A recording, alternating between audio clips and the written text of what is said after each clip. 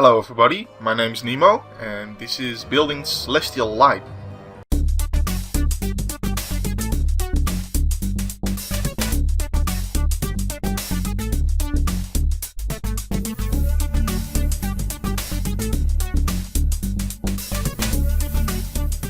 Well, let's get it started then.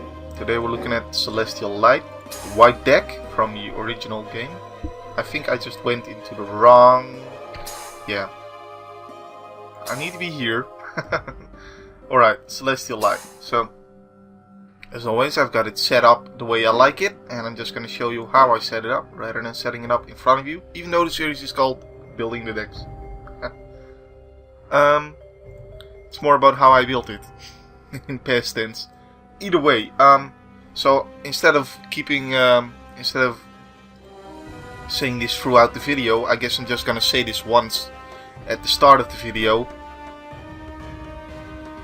This deck is built the way I like it and the way it works well for me, and it can't be right for everybody because everybody has a different way of playing the game, and some people some cards are valued higher by some people than they are by other people, so I can't be 100% right about everything that you have to put in this deck, because I don't know how you play and which cards you like better than other cards.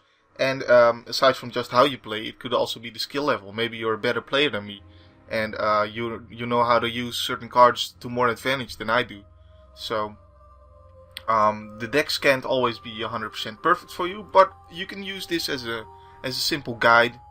And you can, if you have no idea about how you want to build any of these decks, then you can just follow my example, copy my exact deck build, try with that, and whenever you feel like, well, this card isn't really performing very well, then switch it out, go ahead and try a different card. And I always try to give a few options while I'm talking about my deck. Give a few options about cards that I might have put in, but I didn't for a certain reason, but they could still be good. And so if you take out like one of the cards, then you could put a card like those in. So, let's get this started then. Alright, let's look at the mana curve first. So, 25 lands is a lot of lands, and that pretty much just means that there's no need for these Pearl Medallions. So, no need for those because we have 25 lands. Also, look at the amount of 1-drops I have. A lot. And the reason is because there are too many 1-drops that are just too good to ignore. You have to use them in this deck. There's no option. So, because they're so good, and that means that this deck, because of the amount of really good 1-drops, this deck is best built as a very aggressive deck that, while it's being aggressive, gains a bunch of life. And the advantage of that is that if you're playing against another aggressive deck, then you're probably gonna win because you're gaining life and they aren't. And that means then if you're racing them for damage, then you win the race because you've been gaining life all this time. So that's pretty good. The problem with that is, however, if they can deal you enough damage that your Serra Ascendant does become a 6/6, your chance of winning is a lot lower. And in fact, the Serra Ascendant is the key element to this deck. So let's go over it first. It's a 1-drop with lifelink that becomes a 6/6 if you have 10 more life than your starting life total in 1v1, which is what all these decks are about, by the way. All these deck builds are about. I play 1v1, that's my format. In 1v1, that means if you have 30 life. So, if you have 30 life, this guy is a 6/6. If you don't. If you have less than 30 life, then it's a 1/1. So, that means that getting to 30 life is really important, because there's 4 of these guys in the deck, and they're really good. So, my deck is built around the Serra Ascendants, and I have some choices made that really involve the Serra Ascendant, and you'll see. Now, Basilisk Scholar is 1 cost artifact, gives you Death Touch and lifelink. The lifelink could be important, but the Death Touch is really what it's all about. And the reason I use it, even though the lifelink is in most cases negligible, because most of my creatures already have lifelink, the reason I still think it's an okay card is because there's not a lot of removal in this deck. Not a lot of spot removal, that is. So if you really need to deal with a threat, then maybe you won't be able to deal with it with the Basilisk Scholar, but it's at least gonna slow that threat down a little bit. Because you have Death Touch, so he doesn't want to attack with it. So and that helps. So this isn't a removal, so it's worse than a removal, and that's why it's just one cost. Because it doesn't actually deal with something, it just slows it down. So basically I would rather have another removal spell, but instead I have this Basilisk Collar, because there's not enough removal spells in the deck. So I basically feel like I need to play this for that reason. And in other decks, sure, the lifelink would be more useful, because most of your creatures wouldn't have lifelink like they have in this deck already. And in that case, the cards would be worth more than just slowing somebody down. But in this deck, that's mostly what it does. It just slows somebody down if you can't deal with it. Just to give you more time to draw the removal spell. So that's why it's in the deck. It's a card that has been very good to me. But it's another one of those cards that if you don't like it, then I have no problem with you taking it out. Soul Warden is another one of these key cards to this deck. And indeed, the reason why you have so many 1-drops is because Serra Ascendants and Soul Warden are really important. Soul Warden means that you have life gain, and it's a very cheap and very efficient and easy way of getting life. And getting life turns on a lot of stuff, such as the Serra Ascendant. And yeah, it just if you've got some kind of life income, as I would say, then you can do a lot more than you can if you don't have any of that. For instance, there's a really good card for 4 mana called Well of Last Dreams, and this card doesn't work if you don't have any life to gain, so having something that keeps gaining your life is good. Soul Warden is a very cheap way of doing it. Of course, if you don't have another creature to drop, then you can't gain life off of it. And there are cards that do gain your life even if you don't, such as Ajani's Mantra, but that costs 1 more, isn't a creature, and doesn't really affect the board as much as a Soul Warden does. So I don't like it for that reason. But Soul Warden is a really good card, and you can gain more than 1 life per turn off Soul Warden, of course. And it really works well if the opponent has a lot of token creatures or something like that he wants to drop. And in fact, there's a card that does just the thing in your deck as well. So yeah, Soul Warden very powerful in this deck. Pretty much have to run it. Swords to Plowshares is obvious. It's a removal spell, as I said. There's not a lot of removal spells in this deck, so you want to run this. Of course, the removal spells you do have are amazing, by the way.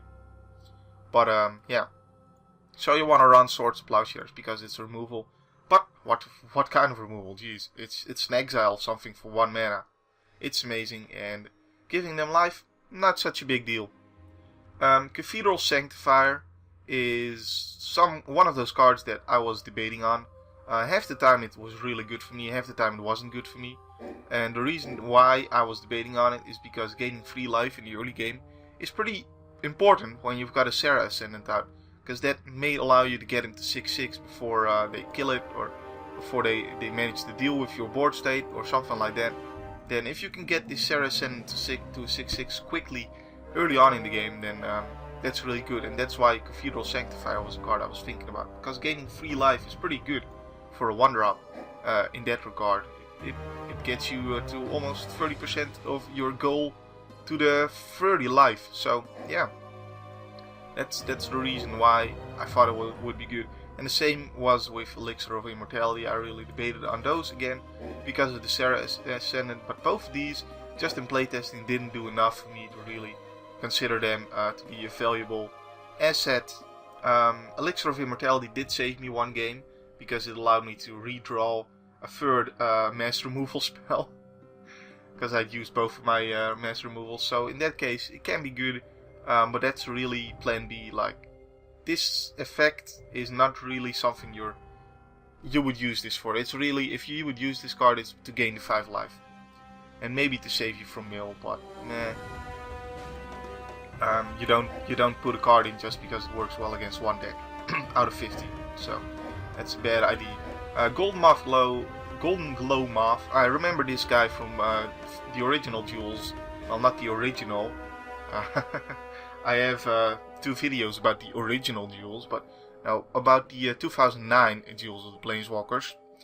It was in that deck. In that one, you didn't have a choice, but it was bad. This format is a lot more aggressive, a lot more powerful, and it's still bad. So don't use it. No thanks. And then the Ajani Sprite Mates. There's 4 of these and they're really powerful. And again, it's one of those cards that if you want to run 1 or 2 of these, then I'm not going to look down upon you for doing it. Personally, in testing, half the time it won me the game, where I wouldn't have won if I didn't have an Ajani Sprite Mate. The other half of the time it did absolutely nothing. So it's a very it's gonna do very different things each game that you get it. And sometimes it's gonna lose you the game because you got this instead of another card. Sometimes it's gonna win you the game because you wouldn't have been able to get a big enough creature otherwise. So yeah, it's interesting. The reason it's not in my deck is because it doesn't gain me life, and hence it doesn't help me get the Serra Ascendant to be a 6/6 early on in the game, whereas many of my other guys do and are still aggressive as well. So, and plus the Ajani Sprite Mate, sometimes you have to hold him back because you don't want to trade with him. And of course that seems like, you know, alright, so why is it bad then? Because it's good enough that I don't want to trade it, but still, this is an aggressive deck, so I want it to be aggressive. I want to get in there for some damage quickly. And with the Ajani Sprite Mate, you always feel like you have to keep back until they can't kill it. And it doesn't always work out the way you want it to. But really the main reason it's not in my deck is because it doesn't help me get my Serra Ascendant to be a 6/6. Yeah, and that's really important in this deck. So if you want this guy in your deck, then be my guest. I don't run it, and I've given you my reason for it. I don't know why I'm still dwelling on it. I'm just trying to say that I understand if you think I'm really bad at the game for not including an Ajani Sprite Mate. I understand it. I'm still not running it. Angel's Feather is a terrible card, no thanks. Even in a deck that's all about life gain, this card is bad. The Ajani's Sunstriker is a card, of course, that is in because Ajani Sprite Mate is not in. I prefer it. Of course, I'd rather have had 4 Knights of Meadowgrain. These guys are amazing with First Strike and lifelink. Oh, the tricks you can do with that. For instance, let's say you're at 28 life and the opponent has like a 1/1 or a 2/2. Yeah, the opponent has 2 2/2s on the board, right? You've got Knight of Meadowgrain and you have Serra Ascendant. Can you attack with your Serra Ascendant, who is a 1/1 against his 2/2s? Yes, you can. Why? Because you attack with the Serra Ascendant and the Knight of Meadowgrain. They block the Knight of Meadowgrain with a 2/2. They block the Serra Ascendant with a 2/2. And what happens? Your Knight of Meadowgrain has First Strike and lifelink. Its First Strikes gains you the 2 life. You go up to 30 life. Your Serra Ascendant becomes a 6/6 and smashes their 2/2 in the face. And yeah, really good, good trick. A lot of players don't even see that one coming, so it works for me a lot of the time, unless the opponent is really good. So yeah, nice trick there. Knight of Meadowgrain is just, of course, it's way better than Ajani's Sunstriker because that's First Strike. But Ajani's Sunstriker is still an okay card, and lifelink is a relevant ability to have in this deck. So yeah. Then we have Divine Favor. It's an aura. It's an okay aura, but it's an aura. And auras can mean that you get 2 for 1 if they kill the guy you enchant with the aura. And this card doesn't do enough to really offset that disadvantage. In that it's basically it's card disadvantage, pure and simple. Auras are card disadvantage, and unless they have like something like giving your guy indestructible or making it untargetable or something like that, then they are very vulnerable to removal spells. So you want to really consider whether or not it's worth using, and this card just falls out of the boat. Gaining the free life is relevant. Making your Serra, like for instance enchanting it, your own Serra Ascendant with it. Well, first of all, if they then have a removal spell, then you're really sad. But second, if you enchant, then maybe you can attack sooner than you would have. because it's a 1/1, and then you can really start using the lifelink on the Serra Ascendant. You gain free life of this guy, and otherwise you may have been in a board state where you couldn't attack with the Serra Ascendant, so it never would have been a 6/6. And now you can attack because it's a little bit bigger, and you can profit from the lifelink and start gaining the life you need to get to 30 life so that it can be bigger.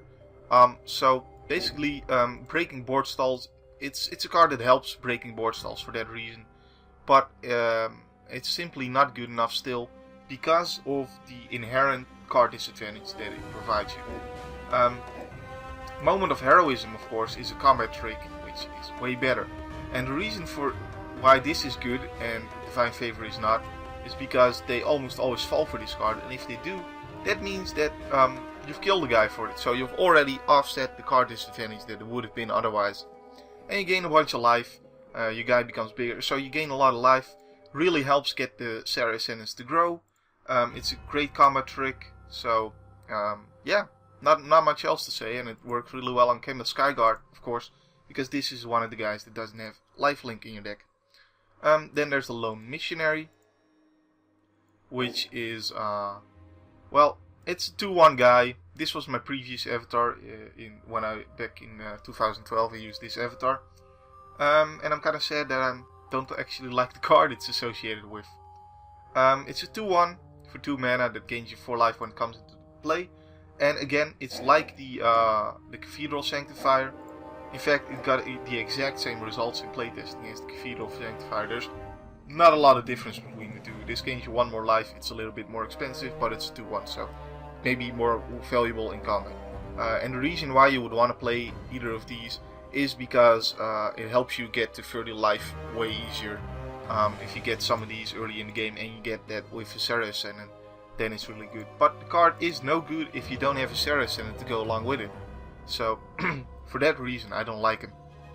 But and besides, if you're gonna use a Cathedral Sanctifier or Low Missionary, then I would advise you to use just one of them, like just one Lone Missionary or just the Cathedral Sanctifier, and no more than that, because if you draw multiples, then you're not happy. You're not gonna need that much life to assure you get to 30 life. So most of the time it's not that hard to get there, but it is really important to get there. I already talked about Pearl Medallion, so let's talk about why I have 2 Kemba Skyguard in the deck rather than 3. Well, I don't have any room for the 3rd. That's why. The card is really good, works really well, but no room for the 3rd.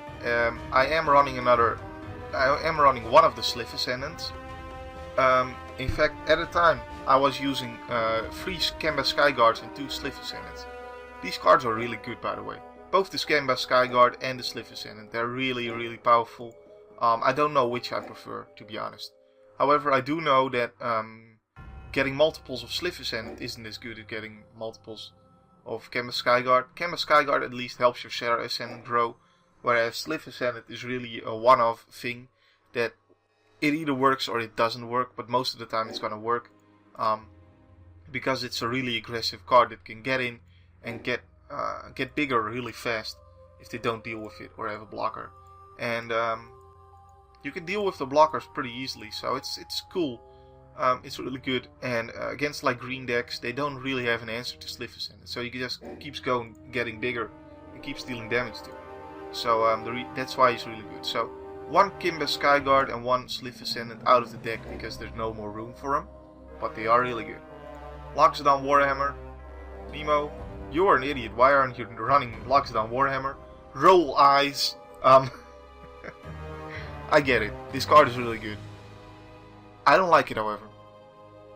And let me tell you why. This card is good in a deck that doesn't resolve around lifelink. It's also good in a deck that isn't so, as aggressive as this deck is.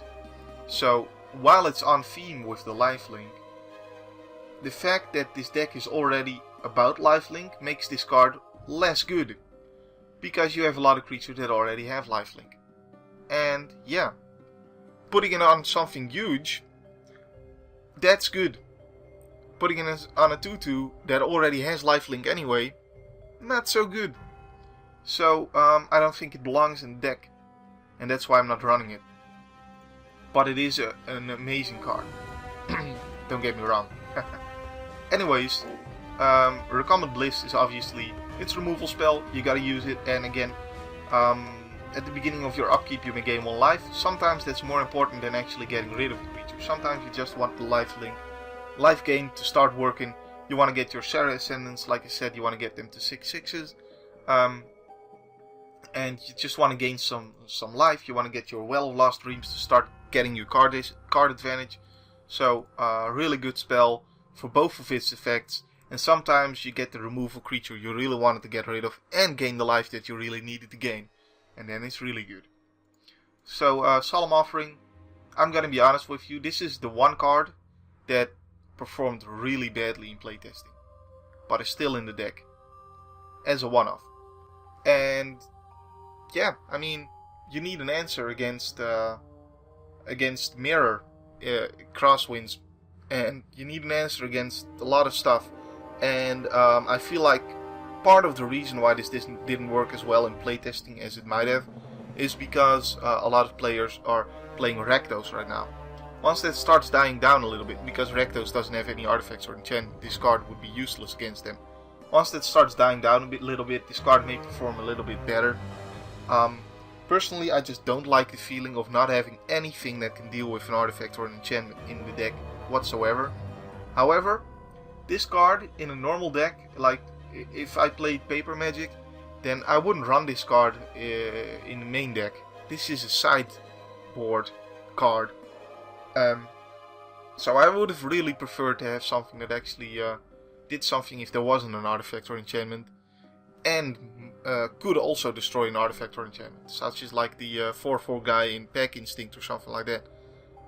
That's the kind of artifact or enchantment removal you need. But you do need artifact or enchantment removal, so one-off. Hopefully it's not gonna lose you too many games, but it is going to. Don't get me wrong, it is going to lose you games where the opponent doesn't have an artifact or enchantment. You really needed to draw something else, and you draw this. So, is that worth it? It's up to you to decide.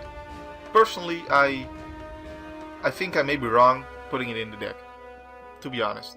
But it's in there for now, and if in the future it still doesn't do enough for me, then I'll get rid of it and maybe add a Canvas Skyguard to the deck, or something like that, or maybe one of these Ajani Sprite Mates. I don't know yet. Just maybe even a Chastise. Nah, Chastise is bad. But anyways, I wouldn't run any more than one of them, because as a one-off it's already gonna lose you a few games.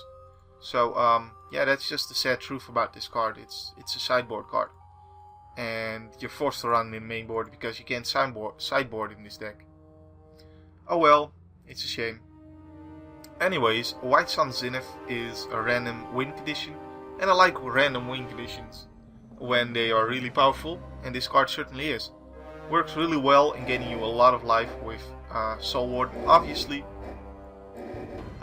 Sometimes you're just like, well, I would have been losing this game if it weren't for this White Sun Zenith. Sometimes you're at 4 mana, you need a blocker, and you get White Sun Zenith. Is that terrible? No, it isn't. Why? Because the card shuffles back into your library. Which means you can draw it again later on when you do have the mana to get more advantage out of it. So even when you have to use this as a last ditch effort and it doesn't give you any card advantage or anything, and it just saves you for a turn, it's still not terrible. Of course it's not ideal, but it's still not terrible because it goes back into the deck and you might draw it later and still win with it anyways. So yeah, it's a really powerful card. If there were more than 2 of them, I don't think I would run more than 2 of them, because they are very expensive to get the most out of them. But as 2, it's perfect. 2 of these is great. So yeah, definitely run those. Day of Judgment is, of course, mass removal and really powerful. There are gonna be situations where... so, okay, this is the reason why people always... This is the reason why spot removal isn't bad. Isn't always worse than mass removal. Because mass removal is great if you get it early in the game and you can build your plan toward having that mass removal in hand. It's also great if the opponent is in such a board state there's nothing else that could ever save you than Day of Judgment. However, there's a middle ground. There's the times where you would win the game, but the opponent is gonna win the game and turn before you, and you really need just any removal spell, and you get mass removal, and that means that neither of you win the game, and now it's back to square one. This is why spot removal would be better in those situations. Well, there's two things to say about that. Day of Judgment is a really powerful card. Regardless of that, for the reasons I mentioned earlier, is if you get it early you can plan toward it, and sometimes it's really the only thing that can ever save you against the opponent. And this deck, actually 3 reasons now come to think of it. And this deck, even though it's a very aggressive deck, it can work well in the late game. It does have some very big threats, and that's the power about it, because you're mostly gonna have a lot of life. So late game drawing is Serra Ascendant, even though it's a 1-drop, it's still great because it's a 6/6. So that means that many of your early beats still perform well in the late game. So for that reason, mass removal becomes a lot more appealing in a deck like this. And the third reason, oh yes, the third thing I had to say about why you would rather have spot removal than mass removal is that there isn't enough spot removal in this deck. I remember now. My story got too long and I couldn't remember what I was talking about, but yeah, I remember now. Spot removal, there's not enough of that, so you need to run some mass removal as well. And yeah, of course, I'm talking about there's not enough spot removal, and yet I don't run Chastise. What? Am I making sense still? Yes, I am, because Chastise is a horrible, horrible, horrible card, and you don't want to use it ever. There's plenty of creatures that won't ever attack you, and yet will make you lose the game. Chastise doesn't do shit about them. There's plenty of creatures that prevent you from losing the game by staying back and blocking you. Chastise doesn't do shit about them. Chastise is amazing when the situation is exactly right. When they've got a big beater attacking you, you've got a Serra Ascendant on the board, and you want your Serra Ascendant to become 6/6 so that you can start attacking them, and you want their big creature to stop attacking you. Chastise, their big creature is gone, you gain a bunch of life, your Serra Ascendant becomes a 6/6. Smash with the Serra Ascendant. That's when it's great. Any other situation, it's a bad card. And I don't like cards that have such a random effect and such a high variance. And many of the time, just in playtesting, this card didn't do anything for me whatsoever. And I don't like cards like that. And again, I'm playing a very aggressive deck. Are they going to be attacking me a lot? Not very likely. Once they are attacking me, that means that I've already lost my early lead. And I'd rather have cards that help me get my early lead, or prevent them from killing me. And this card just does one of them. So, no thanks. Core Cartographer, again I have 25 lands. What do I need this guy for? Plus, I'm not running that many high cost creatures, so no thanks Core Cartographer. No need for that guy. Peace Strider is just terrible. Seraph of Dawn is not aggressive enough for this deck. It's a very good blocker, but again, not really what I'm looking for. I need something that can be aggressive as well. And there certainly are good enough flyers for that. This is why Canvas Skyguard is much better than Seraph of Dawn. It's 1 mana less and deals the same amount of damage. And can get in earlier, so yeah. That's good about it. That 1 mana from 3 to 4 is really where the transition begins, by the way. There has to be a lot more going for a 4-drop than there is for a 3-drop. Most of the hands you take are gonna have 3 lands in them, and that's the good amount of land to have. So yeah, if you don't get a land after that, then that can mean a big thing. The difference between a 3-drop and a 4-drop. Anyways, Martial's Anthem is an amazing card. Most of the time you're gonna play this for 6 and get back your Serra Ascendant that they killed in the early game, and still kill them with it anyways. And now it's a 7/7 Serra Ascendant. Yay! That's most of the time just what you're gonna use it for, and every once in a while you play it and just to make your guys bigger for 4 mana, but that doesn't happen that often. Most of the time it's just way better to play it for 6 mana and get a Serra Ascendant or a Baneslayer Angel back. And then there's Rock's Faith Mender, which is just tremendous.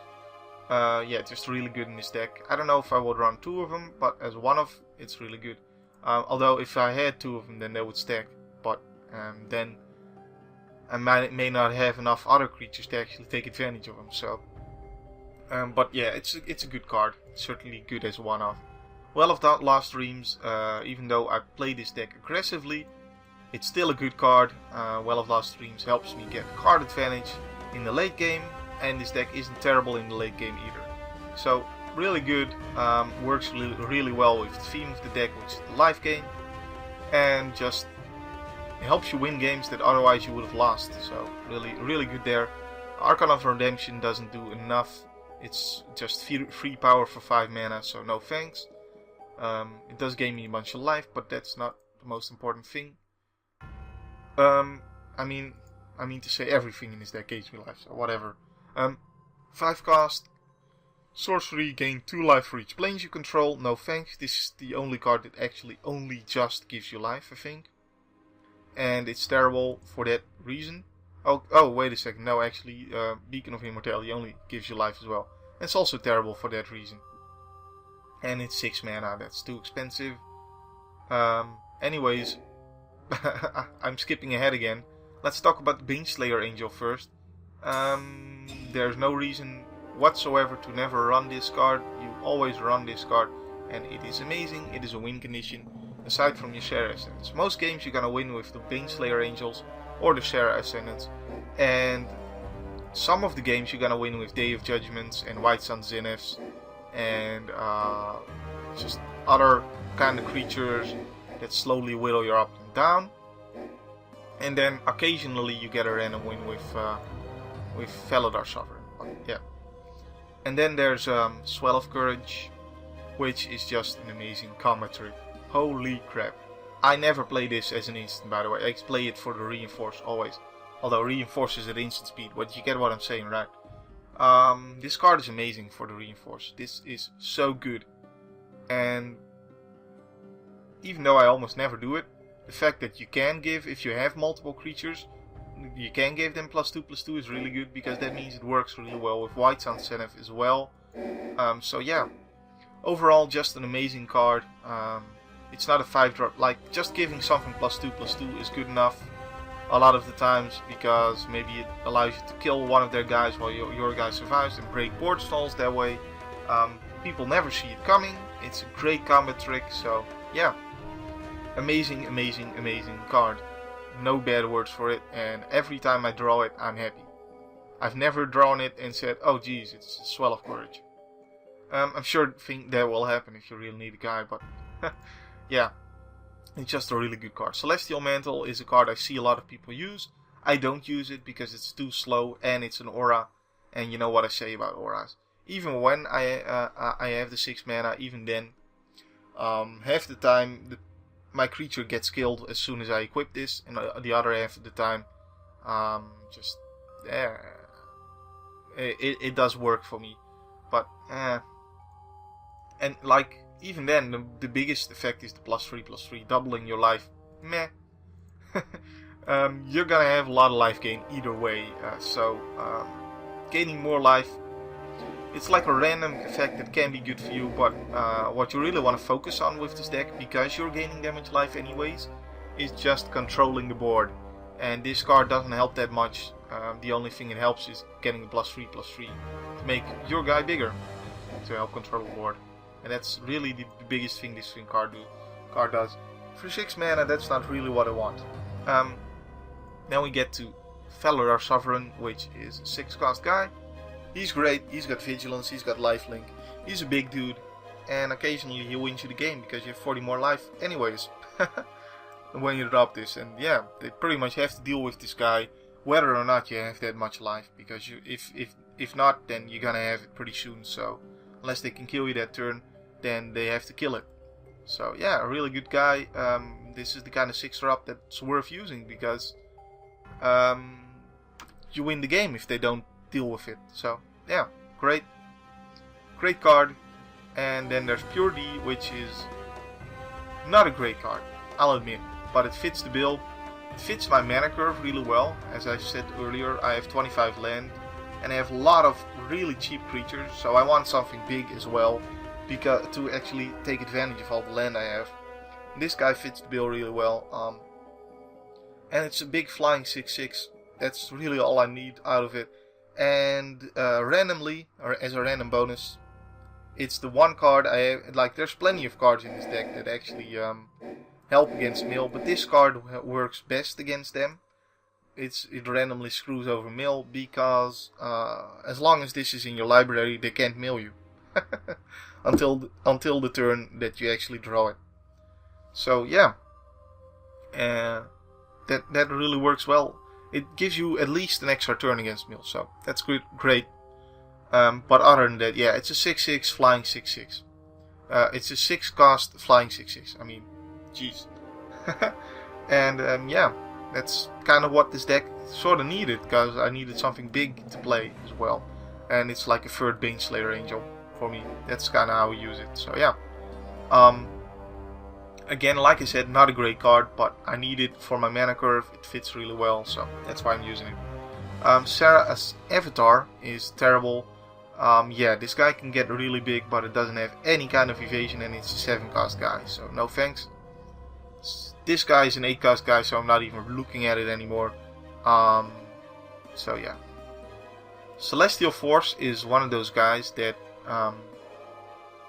works well in other formats than 1v1. So that's a guy you gotta look for 2-headed giant, or even free for all. If you can survive until the late game, then this guy is gonna get you a lot of advantage. But until such times as those, since we are building this for 1v1, we don't use it. And also, by the way, Purity randomly wins the games wins you games against Burn. However, Burn most of the time, if they're playing against this deck, then they'd be silly if they were going for your life total anyways. They should be going for just controlling the board and killing your guys as soon as they appear. That's the best way to play against life gain deck when you're playing Burn. But hey, that's a secret. So anyways, yeah, that's the deck. It's pretty aggressive. Works really well for me. I'm happy with it. So, seal of approval right here, save and quit, and you're gonna see some gameplay with it coming up. Alright guys, hope you enjoyed this video. If you did, or if it helped you in any way, go ahead and leave a thumbs up. If you didn't enjoy this video, if you think I'm wrong about how to build this deck, or if you just don't like me, then go ahead and leave a thumbs down, because that's what the system is there for. And see you guys in the next video. My name is Nemo, my name will still be Nemo then.